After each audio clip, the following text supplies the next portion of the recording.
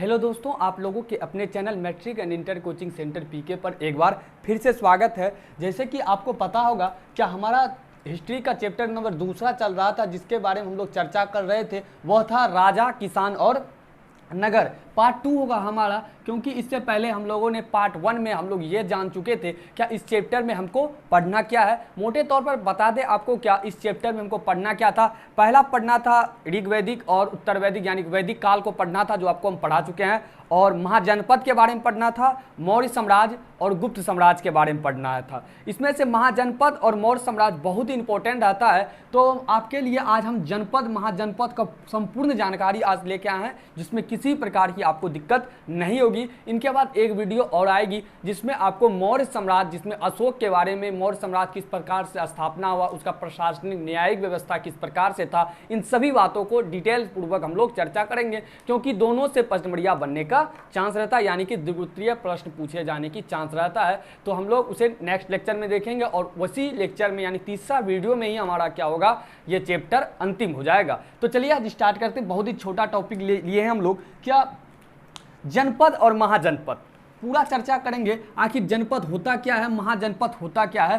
Short में बात करें तो आपको हम कल जनपद बताए थे। जन मतलब लोग, पद मतलब पैर। जहाँ लोग पैर रखते थे, जहाँ लोग अपना रहने के लिए घर बनाते थे, उसी को कहा जाता था जनपद। जैसे जैसे बात करें तो 600 ईसा पूर्व से 600 ईस्वी, 6ठी शताब्दी को एक ऐसा ईस्वी पूर्व माना जाता है, एक ऐसा परिवर्तन काल माना जाता है जिसमें लोहे के बढ़ते प्रयोग को देखते हुए क्या होता है, जनपद स्थापना होता है। जनपद के बाद महाजनपद बनता है, उनके बाद बढ़ते बढ़ते क्या होता है, मौर्य साम्राज्य का स्थापना होता है। इनसे मौर्य साम्राज्य पहले भी कई प्रकार के साम्राज्य का स्थापना होता है, जिसको हम कल के वीडियो में बता चुके हैं। लेकिन 6ठी शताब्दी एक ऐसा शताब्दी है जिसमें बहुत ही परिवर्तनकारी काल माना जाता है। इसी के अंतर्गत आपका बौद्ध जैन धर्म के बारे में भी आपको हम नेक्स्ट वीडियो में पूरी जानकारी देंगे। क्या 6ठी शताब्दी को बहुत ही परिवर्तनकारी काल माना जाता है, और इसी काल में क्या होता है, लोहे का विकास सबसे ज़्यादा होता है। आखिर लोहे का विकास क्यों ज़्यादा होता है, लोहे का विकास से होने से क्या फ़ायदा होता है, उनको समझते हैं। तो जनपद महाजनपद को जानने से पहले आप समझ गए, जहाँ लोग रहते थे, जहाँ लोग रहने के लिए घर बनाते थे, वही क्या था, जनपद और महाजनपद था। छोटा जनपद हुआ थोड़ा सा रूप, और वही जब बड़ा रूप लेने लगा तो वो क्या कहने लगा, महाजनपद। और आपको हम बताए थे क्या हमें जो धार्मिक ग्रंथों से पता चलता है, कितने महाजनपद का पता चलता है, तो 16 महाजनपद का पता चलता है। और उनमें से सबसे महत्वपूर्ण, सबसे ताकतवर के बारे में किसके पता चलता है, यानी कि सबसे बड़ा कौन सा जब महाजनपद था, तो मगध जनपद था। तो बात करते हैं आखिर जनपद का विकास किस प्रकार से हुआ। वैदिक सभ्यता में जब पढ़े थे हम लोग, तो वह एक ग्रामीण सभ्यता था। आखिर ग्रामीण सभ्यता जनपद के रूप में किस प्रकार से विकसित हुआ, उसको समझिए। सबसे पहला होता है लोहे का खोज, सभ्यता का रहन सहन में चेंज लाता है। सबसे पहला लोहा का जो खोज होता है, उसके कारण सभ्यता का जो रहन सहन था, वैदिक सभ्यता का जो रहन सहन था, उसमें चेंज होता है, अर्थात क्या होता है, परिवर्तन होता है। कारण ये होता है कि लोहे से हल, सिंपल सी बात है, जब लोहा खोजा गया तो लोहे से हल बनाया गया। हल जब बनाया जाएगा, खेती करने की जो तरीका था उसमें क्या होगा, वृद्धि होगा, खेती में भी वृद्धि होगा, और लोगों के पास क्या हो जाएगा, धन इकट्ठा हो जाएगा। और उस समय जो मेन आर्थिक व्यवस्था संभालने के लिए जो था वो आपका कृषि ही था। अब कृषि में क्या हो गया, लोहे के खोज से हल का प्रयोग किया जाने लगा, जिससे खेती में क्या होने लगा, वृद्धि होने लगा, और लोगों के पास धन इकट्ठा करने की संभावना बढ़ने लगी, और उस समय धन क्या हुआ, बढ़ने लगा। लोहे से हल बनने के साथ साथ ही एक चीज और निर्माण होता है, जिसको हथियार कहा जाता है। हथियार आप लोग समझते होंगे किसे कहा जाता है। तो हथियार, लोहा से हल के साथ साथ हथियार का भी निर्माण हुआ, और लोहे का निर्माण हथियार बनाने लगा, जिससे महाजनपदों का विकास हुआ। इसी सब को देखते हुए लोहे के विकास के साथ जिस प्रकार से सभ्यता में रहन सहन में चेंज होता है, उनके बाद लोहे के विकास से हल बनता है। हल बनने के कारण क्या होता है, जो कृषि करने की जो पुरानी पद्धति उसमें चेंज आता है, और लोगों के पास क्या हो जाता है, कृषि जो कम पैदावार पहले होती थी वह क्या होने लगी, अब अधिक मात्रा में होने लगी, जिससे लोगों को क्या होने लगा, अधिक मुनाफा होने लगा, और लोगों के पास धन इकट्ठा होने लगा। उनके बाद लोहे का प्रयोग के साथ साथ एक और रूप लोहे का देखने को मिलता है, जहाँ पर क्या होता है, हथियार का निर्माण होता है। तो हथियार के निर्माण के साथ साथ ही क्या होता है, महाजनपदों का भी विकास हो जाता है। आई होप आप समझ गए होंगे कि महाजनपद का विकास किस प्रकार से हुआ। अब बात करते हैं महाजनपद की विशेषता। महाजनपद की विशेषता की बात करें तो सबसे पहले महाजनपद की प्रथम विशेषता है राजधानी। हर एक महाजनपद का एक एक राजधानी होता था और महाजनपदों की राजधानी किलेबंद सुरक्षा के दृष्टि से होता था। यानी कि जो महाजनपद की जो भी राजधानी होगी उसका क्या किया जाता था, किलेबंदी, यानी कि चारों तरफ से दीवार का घेरा किया जाता था। और किसके लिए, सुरक्षा की दृष्टि से क्या किया जाता था, जो महाजनपद की राजधानी होती थी उसके चारों ओर दीवार का घेरा किया जाता था, जिसे कहा जाता है किलेबंदी। और घेरा क्यों किया जाता है, तो किया जाता था तो सुरक्षा की दृष्टि से घेरा किया जाता था महाजनपदों की राजधानी में। राजधानी का रख रखाव, यानी कि राजधानी में जो स्थिति होगा, राजधानी का किस प्रकार से चलाया जाएगा, इन सभी बातों का सुरक्षा की दृष्टि को देखते हुए सेना द्वारा किया जाता था। राजधानी को किस प्रकार से रखा जाए, राजधानी में किस प्रकार से किसी प्रकार की स्थिति को संभाला जाए, वो सभी किसके अंतर्गत था, सेना द्वारा। और हर जनपद में क्या होता था, सेना तथा नौकरशाह होता था। हर एक जनपद या महाजनपद में क्या होता था, सेना था और नौकरशाह था, यानी कि नौकरी करने वाले भी व्यक्ति थे। और हर एक जनपद में आपका क्या शामिल था, सेना था। सिंपल सी बात है, जब राजधानी को किलेबंद किया जा रहा है तो सेना की जरूरत तो पड़ेगी ही। तो विशेषता के अंतर्गत पूछा जाएगा जनपद या महाजनपद की विशेषता, तो डायरेक्ट आप राजधानी डालिएगा। राजधानी में डायरेक्ट लिखना है क्या, महाजनपदों की एक राजधानी होती थी जिसे किलेबंद किया जाता था। और किलेबंद इस कारण से किया जाता था क्योंकि सुरक्षा की दृष्टि से, और राजधानी का रख रखाव किनके पास होता था, सेना के पास होता था। और हर एक जनपद में सेना तथा नौकरशाह दोनों था। ये हो गया आपका महाजनपद की विशेषता। अब बात करते हैं महाजनपदों पर शासन किस प्रकार से होता था। महाजनपदों में अगर शासन की बात करें तो दो प्रकार से शासन की बात आता है। पहला, अधिकांश क्षेत्र में क्या होता था, राजा के द्वारा शासन हो जाता था। लेकिन कुछ क्षेत्र का, महाजनपद का कुछ और क्षेत्र था जहां पर क्या होता था, सामूहिक शासन हुआ करता था, जिसे गण और संघ के नाम से जानते हैं। यानी कि अधिकांश जगह पर महाजनपदों पर राजा का शासन हुआ करता था, लेकिन कुछ जगहों पर सामूहिक शासन हुआ करता था, जिसे हम लोग गण और संघ के नाम से जानते हैं। चलिए नोट में भी देख लेते हैं हम लोग। लिख रहा है क्या, अधिकांश महाजनपदों में राजा का शासन होता था, परंतु कुछ महाजनपदों पर गण और संघ के नाम से सामूहिक शासन किया जाता था। गण क्या होता है, यहां देख लीजिए, कई संस्थाओं के समूह को गण कहा गया। यानी कोई संस्था मिलकर क्या करेगा, अगर शासन करेगा तो वह गण कहलाएगा। और संघ क्या होगा, संघ संगठन या सभा को कहा जाता है। यानी कोई संगठन होता था, वो मिलकर अगर शासन कर रहा है तो वो किसके अंतर्गत आ जाएगा, संघ के अंतर्गत। तो ध्यान रखना है, महाजनपदों पर अगर शासन के बारे में पूछा जाए तो लिखना है अधिकांश पर तो राजा शासन करता था, लेकिन कुछ क्षेत्र पर गण और संघ के नाम से प्रचलित सामूहिक शासन किया जाता था। अगर आपको इसका नोट्स लेना है तो डिस्क्रिप्शन में दिए गए लिंक से टेलीग्राम से जुड़ जाइए, नहीं तो डिस्क्रिप्शन में दिए गए लिंक से टेलीग्राम से नहीं जुड़ पाते हैं तो चैनल का जो नाम है matric and inter coaching centre PK, इसे जाके आप टेलीग्राम पर सेट कीजिए। जो चैनल का लोगो, सक्सेस का लोगो लगा हुआ मिलेगा, आप वहाँ से हमारे जो टेलीग्राम चैनल है उसको ज्वाइन कीजिए, आपको इसका कॉपी नोट्स मिल जाएगा। तो चलिए देखते हैं।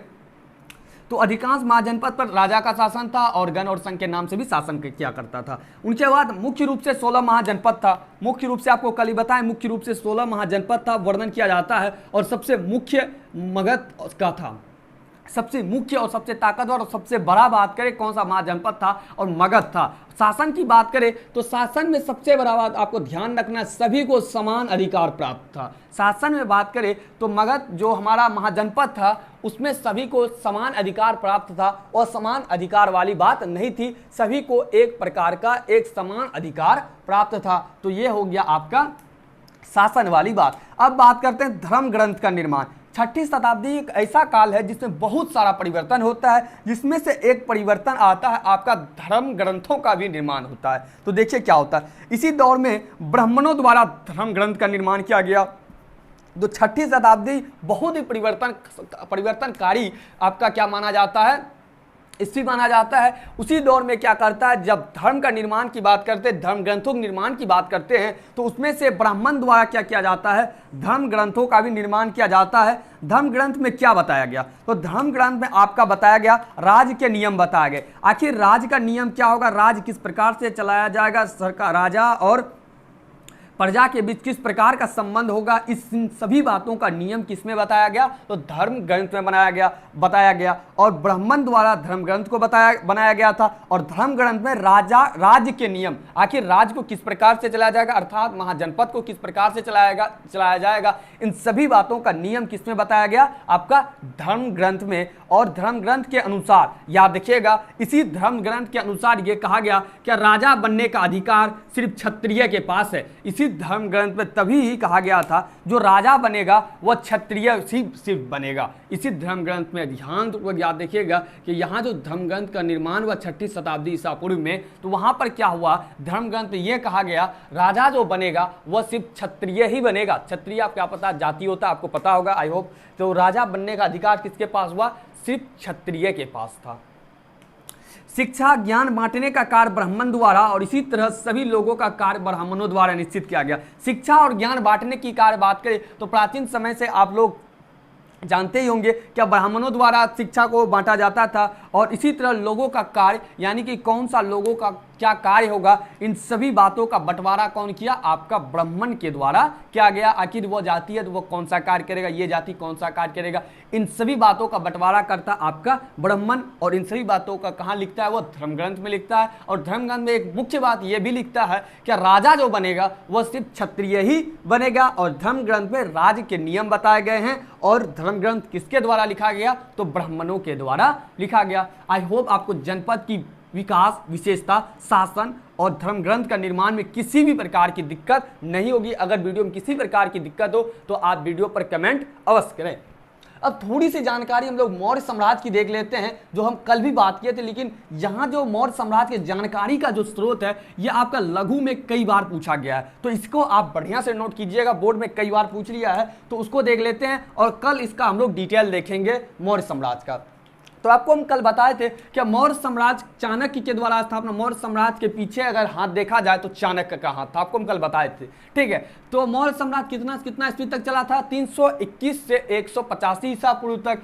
स्थापना किसके द्वारा किया गया था, चंद्रगुप्त मौर्य के द्वारा किया गया था मौर्य साम्राज्य की स्थापना। और चंद्रगुप्त मौर्य के पीछे किसका हाथ था, चाणक्य का हाथ था। और यह बिहार राज्य में स्थित था। मगध जो आपका चंद्रगुप्त मौर्य के द्वारा मौर्य साम्राज्य का जो स्थापना किया गया था वो आपका बिहार राज्य में स्थित था। और बात करें कि मौर्य साम्राज्य की राजधानी कहाँ थी, तो आपका था वो पाटलिपुत्र, ध्यान रखिएगा। और मगध उस दौर में सर्वशक्तिशाली राज्य बनकर उभरा। आपको हम बता चुके हैं कि 16 महाजनपदों में सबसे महाशक्तिशाली जो महाजनपद था वह कौन सा था, मगध ही था। इसलिए लिखा जाता है उस दौर में, यानी कि जब परिवर्तनकारी काल था तो उस दौर में सर्वशक्तिशाली बनकर आपका कौन सा राज्य उभरता है, तो मगध उभरता है। मौर्य साम्राज्य के स्थापना और विकास के पीछे चाणक्य का हाथ था। चाणक्य को कौटिल्य विष्णुगुप्त भी कहा गया है, याद रखिएगा। चाणक्य को कौटिल्य विष्णुगुप्त भी कहा गया है। चाणक्य को क्या कहा गया है, कौटिल्य विष्णुगुप्त भी। रुकिए, रेड पेन से हम करते हैं अभी। चाणक्य को कौटिल्य विष्णुगुप्त भी कहा गया है। इसने चंद्रगुप्त को तैयार किया और मगध में मौर्य साम्राज्य का स्थापना करवाया। तो आप पिछले वीडियो को आप जरूर देखिएगा कि चाणक्य किस प्रकार से नंद वंश को समाप्त करवा के वहां पर चंद्रगुप्त मौर्य के द्वारा मौर्य साम्राज्य की स्थापना करवाता है। तो इसलिए लिख रहा है इसने चंद्रगुप्त मौर्य को तैयार कर क्या किया, मगध में मौर्य साम्राज्य का स्थापना करवाया। यह रहा मौर्य साम्राज्य का थोड़ी सी डिटेल, थोड़ी सी जानकारी, ठीक है। ध्यान रखिएगा इतनी जानकारी, कल आपको हम फिर से इसे लंबित रूप में यानी कि पूरी अच्छी प्रकार से डिटेल में आपको हम समझाएंगे, ठीक है। तो मौर्य साम्राज्य की जानकारी का स्रोत क्या है, आखिर मौर्य साम्राज्य की जानकारी हमें कहां से मिलती है, उनको देखिए, बहुत ही इंपॉर्टेंट है, ठीक है। इसको आप 2 नंबरिया के तौर पर जरूर ही याद रखिएगा। तो साहित्यिक स्रोत यानी कि लिखा गया जितना स्रोत है, लिखे गए माध्यम से जितना पता चलता है मौर्य साम्राज्य के बारे में, तो उसके अंतर्गत ये आपका 5-6 बातें आती है, 5-6 अर्थशास्त्र, जैसे मुद्रा राक्षस, तो उनको देखिए। चाणक्य द्वारा लिखित अर्थशास्त्र, चाणक्य के द्वारा एक लिखा गया अर्थशास्त्र है जिसमें से आपको मौर्य साम्राज्य की जानकारी उसमें मिलती है। यूनानी राजदूत मेगास्थनीज द्वारा लिखित जानकारियां, मेगास्थनीज के बारे में आपको बताए थे क्या क्या हुआ था। चंद्रगुप्त मौर्य किससे शादी किया, हेलेना से। और हेलेना से शादी करने के बाद उनके पिताजी सेल्यूकस निकेटर क्या करते हैं, उनके दरबार में मेगास्थनीज जो मंत्री था उसे यहाँ पर भेजता है। मेगास्थनीज आने के बाद चंद्रगुप्त मौर्य द्वारा किए गए सभी कार्यों का वर्णन किसमें करता है, तो इंडिका नामक पुस्तक में करता है। तो उससे भी क्या पता चलता है, मौर्य साम्राज्य की जानकारी के बारे में पता चलता है। तीसरा है विशाखा दत्त द्वारा रचित मुद्रा राक्षस। याद रखिएगा, विशाखा दत्त द्वारा लिखा गया था एक मुद्रा राक्षस, जिससे यह पता चलता है कि मौर्य साम्राज्य की जानकारी का स्रोत उसमें से एक ये भी है, विशाखा दत्त द्वारा रचित मुद्रा राक्षस। ब्राह्मण द्वारा लिखित ग्रंथ और धर्मशास्त्र। देखिए, ब्राह्मण द्वारा लिखित ग्रंथ और धर्मशास्त्र आपको तुरंत बता, 6ठी शताब्दी में हुआ था, और 6ठी शताब्दी में आपका मगध भी आया था, तो उसके द्वारा धर्म ग्रंथ जो लिखा गया उनसे भी आपका क्या पता चलता है, धर्मशास्त्र जो लिखा गया उनसे भी आपका मौर्य साम्राज्य के बारे में पता चलता है। मौर्य काल में बनाए गए भवन और स्तूप, मौर्य काल में जितना भवन और स्तूप बनाया गया उससे ही पता चलता है कि मौर्य साम्राज्य अस्तित्व में था। मौर्यकालीन मूर्तियां तथा अभिलेख, मौर्यकालीन मूर्तियां मिला अभिलेख जिसमें लिखा गया है मौर्य साम्राज्य के बारे में संपूर्ण बातों को लिखा गया। इन सभी आधारों पर कहा जाता है कि मौर्य साम्राज्य अस्तित्व में था और उनके बारे में संपूर्ण जानकारी हम लोगों को प्राप्त होता है, जो कल की वीडियो में हम लोग देखेंगे और बहुत ही इंपॉर्टेंट, इसे आप जरूर उतारिएगा। तो एक बार स्क्रीनशॉट आप चाहे तो इसका ले सकते हैं, अन्यथा आपको हम बता ही चुके हैं पीडीएफ के लिए क्या करना है। तो मिलते हैं नेक्स्ट वीडियो में कल एक नई वीडियो के साथ, इसी का तीसरा पार्ट को लेकर, और कल ही हमारा वीडियो कंप्लीट हो जाएगा। अगर वीडियो अच्छी लगी तो वीडियो को लाइक आप अवश्य कर दे, 2-4 बच्चों के पास आप कमेंट कर दे। अगर आपको इसी प्रकार की वीडियो देखना है तो चैनल को सब्सक्राइब कर ले, बगल में बेल आइकन को दबाकर उसे ऑल पर सेट कर दे। तो मिलते हैं नेक्स्ट वीडियो में नेक्स्ट लेक्चर के साथ, तब तक के लिए इजाजत। Thank you all of you, thanks for watching.